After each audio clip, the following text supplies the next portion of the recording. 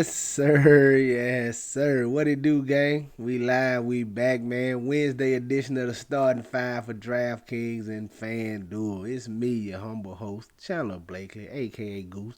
Glad you can join me here, man. Happy to see you, even though I can't physically see you. You know what I mean? Hit that like button for your boy, man. It goes a long way to helping a small channel grow. Also, man, if you're new to the channel, you're in the right spot. Just go and hit that subscribe button. Don't even think of twice about it. Turn notification bells on so you can be here rocking with us every day when the videos drop, alright? Now, last night, rough night for me. Rough night. Lost on DK, won a little bit on FanDuel. But just way too much Anthony Edwards for me, man. I told y'all on yesterday's video I was high on him. I had him in Towns in some spots, but just too much Anthony Edwards was the story of my night. He had the worst shooting night I think I've ever seen from him. Like 0 for 9, 3 of 17. It was just rough. He only had 9 real points in an OT game. Like, come on, man. 9 real life points in the OT game. Still got you like 33 fantasy points and only scored 9 points in the OT game. Ain't nothing you could do about that, man. Just a horrible night shooting for Ant Edwards.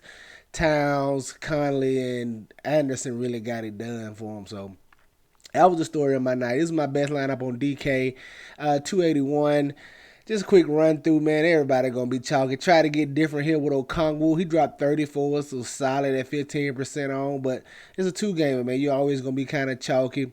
But Laurie with a big day. I got a little nervous once Vincent was getting the start. I almost went away from Laurie. Glad I stayed with him, though, as he had a monster performance. Your best point per dollar performer yesterday. Hero was okay at 50%. Jimmy Butler was okay as well. He missed a lot of bunnies, man. Jimmy Butler should have had a way bigger game. Missed some shots. He missed a lot of shots at the rim in the paint. That's unlike himself there. So we'll see. But they got another game Friday coming up. DeAndre Hunter, foul trouble for him. He had like 4 fouls early in the third, set out a lot, which I don't know, was it the foul trouble or I think they say John Collins got banged up, but I'm trying to see why Jalen Johnson got so many minutes, man. Well, not even so many minutes. He crushed in the minutes he got, but I didn't think he was going to get too many minutes at all. You know, that's my guy, man. If you was watching me toward the end of the season, I was talking about Jalen Johnson, but yeah, we just got to keep an eye on that. But DeAndre Hunter, 16, foul trouble kept him out. Mike Conley played the best game of the year he's had. 20% on. He 43 fantasy points. Nice for him. Torian Prince was a okay value play over here. And then Bam at the bottom. 281, like I said, my best lineup on DK. FanDuel was another story now. He came in 45th place over here in the 222. Put up 345. But just a combination of Conley and Laurie at the top.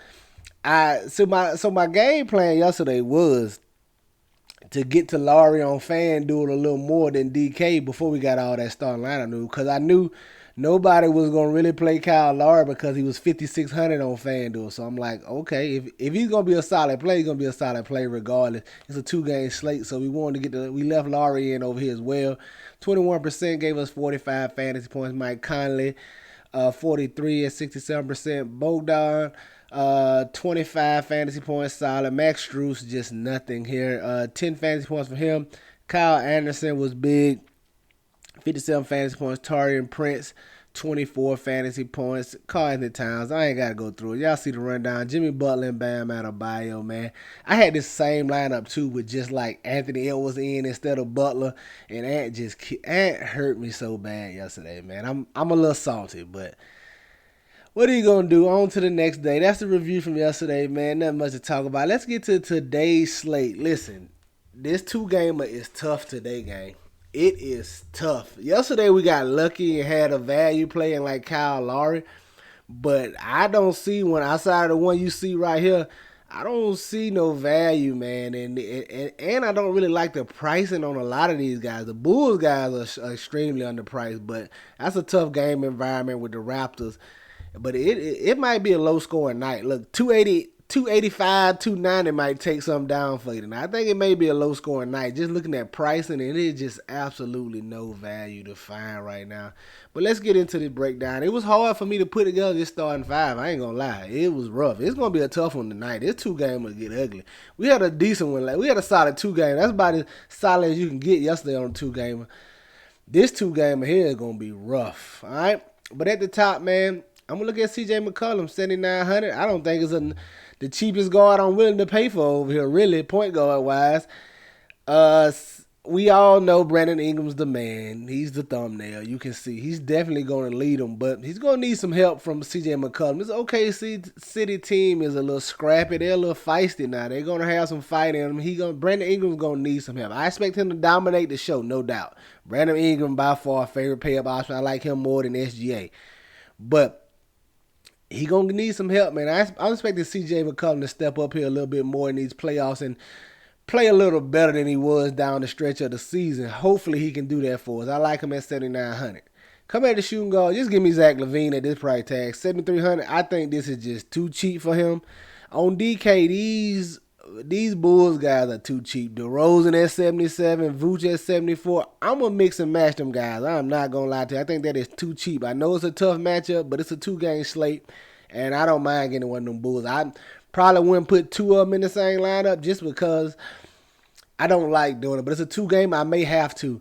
The two I would keep away from each other is LaVine and DeRozan. If I'm playing for two Bulls, it'll probably be like LaVine and Vooch or DeRozan and Vooch. I wouldn't necessarily play LaVine and DeRozan together. They can get there. That's just my personal preference, man. They could both get there, especially at these price tags. I just don't like playing them two together because I think if one of them having a bigger game, it just takes away from the other one. But you could need both of them in this spot. We'll see how it plays out, but I like Zach LaVine at 7,300. At the small forward, the only thing I'm seeing sticking out of value, and I don't love it, but Gary Trent Jr., 4,200. Gonna need him to shoot well. You know it's all threes and scoring, so we're gonna need him to shoot well at 4,200. I don't know how many minutes he sees here in this spot, but definitely expect him to get some, and just need him to shoot the ball well at 4,200, man. If he can give us 3 or 4 threes, fall into a few peripherals here, he can give us a score we need on this two-game slate. The only real value I see right now jumping out, unless something happens injury news-wise or anything like that, but Gary Trent Jr. like the only little piece of value I'm seeing right now. At the power forward, I want to go Jalen Williams, 6,700. I like him. Don't love him because he doesn't really have big games when SGA is there. And SGA is finna try to dominate. He is definitely finna try to lead this show. But Jalen Williams is an all-around wing player, man. He fills it up. If something happens with SGA, foul trouble, anything, SGA is limited in any form or fashion, Jalen Williams has legit triple-double upside. He's going to contribute in all facets of the game. I like the kid. He might be a young rising talent for this Thunder, man, for a few years to come. I like him right here, 6,700. Nice mid-tier value play right here. He's definitely going to see the minutes. He'll be a solid performer. I like getting to him at 6,700. Coming in at the center, just gonna run with Jakob Poeltl, 5,700. Hopefully he gets bigger minutes than he's been seeing down the stretch of the regular season. I need him to be 36 in this matchup here against the Bulls. They're gonna need him down there to guard against Vooch. I'm just interested to see what this Toronto rotation look like. Hopefully give us some insight going forward in the playoffs because they usually have a tight rotation, but they have some bench guys they like, i.e. Gary Trent Jr. that they're gonna probably try to get in the game in some form or fashion. So we just have to see, but Jakob Poeltl definitely a double-double threat. Definitely could use his defense and rebounding down there against Vooch, man. I expect him to get big minutes here in this spot, and I love his price tag at 5,700. Probably the best center play on the DraftKings side right now, man. Give me Jakob Poeltl, 5,700. There you have it, your starting five for DraftKings. CJ McCollum, Zach LaVine, Gary Trent Jr., Jalen Williams, and Jakob Poeltl. Let's go look at FanDuel and see what I'm feeling over there, all right? Now, FanDuel, I'm going to try to play both ends against the middle, so to speak, or try to play the pivot game. At the top, you see the two guys I'm rolling with, Josh Giddey and Jalen Williams. Just my logic here. I definitely prefer Jalen Williams. I'm not a huge Josh Giddey fan, but it's a two-game slate. I'm going to have to play some of them. And I'm rolling the dice right here and hoping that I can get leverage on the people going to SGA. Because if Giddey and Williams have solid games, good games, they perform a little over themselves, that's definitely going to hurt SGA's upside and take away some potential. So we get some leverage right here on anybody going to SGA. Giddy, Jalen Williams, two guys that just do a little bit of everything. They legitimately have triple double upside together. Like I said, if something happens to SGA, foul trouble, anything, he's limited for whatever reason. I expect Giddy and Williams to run the show, and they both have triple double upside. I like getting them just so I can get my run back here in a game stack right here with OKC and the Pelicans. Everybody gonna try to go to this game. If you want to get different tonight, focus heavy on Chicago Toronto because it's the lowest scoring game. Expect to be a better defensive matchup. So in GPPs, man, if you trying to get different, get that Chicago Toronto game right. Get the pieces from there because everybody's going to this Pelicans Thunder game, and I don't blame them. It's just a better fantasy game environment. I'm gonna try to get the little game stack right here and get leverage on SGA by going Gideon Jalen Williams, then running it back with Brandon Ingram. Like I told you, my favorite pay up option. I prefer him over SGA. Yes. So 10-3. Not worried about it. He's the only pay up option. The only problem you're going to have is trying to fit the value in there. But I like getting the Brandon Ingram. He's just going to do everything. He's the primary option with no Zion over there.